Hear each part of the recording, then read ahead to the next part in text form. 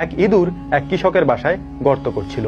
কিছুক্ষণ পর সে দেখলো ওই কৃষক এবং তার স্ত্রী বাজার থেকে একটি থলি নিয়ে আসছে এবং তারা থলি থেকে কিছু বের করছে। ইঁদুর দেখলো তারা থলি থেকে একটি ইঁদুর মারার কল বের করছে।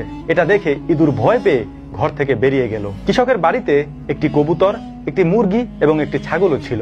ইঁদুর সবার আগে কবুতরের কাছে গেল এবং তাকে গিয়ে বলল, কবুতর ভাই, কৃষক বাড়িতে ইঁদুর মারার কল নিয়ে এসেছে। ইঁদুরের এই কথা শুনে কবুতর হাসতে লাগলো। সে বলল, এতে তো তোমার ভয় পাওয়ার কথা, আমাকে বলছো কেন? এ কথা শুনে ইঁদুর মন খারাপ করে মুরগির কাছে চলে গেল। মুরগির কাছে গিয়ে সেই একই কথা বলল। মুরগি তার কথা শুনে হাসতে লাগলো এবং তাকে বলল, এতে তো তোমার ভয় পাওয়ার কথা, আমাকে বলছো কেন? সবশেষ ইঁদুর বাড়িতে থাকা ছাগলের কাছে গিয়ে একই কথা বলল।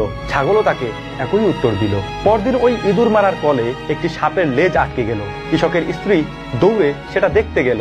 দেখতে যাওয়ার সাথে সাথে ওই সাপটি কৃষকের স্ত্রীকে কামড় দিয়ে বসলো। কৃষকের স্ত্রীর অবস্থা খারাপ দেখে ডাক্তার ডেকে আনা হলো। ডাক্তার বলল, চিকিৎসার জন্য তাকে কবুতরের স্যুপ খাওয়াতে হবে।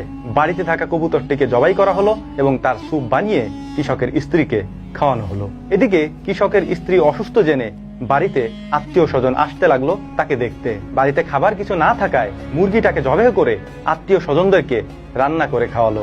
এরপর যখন কৃষকের স্ত্রী পুরোপুরি সুস্থ হয়ে গেল, তখন কৃষক এই খুশিতে বাড়িতে একটি দাওয়াতের আয়োজন করলো।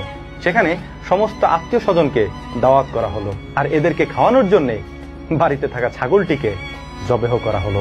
এই ঘটনার মোরাল অফ দ্য স্টোরি কে জানেন?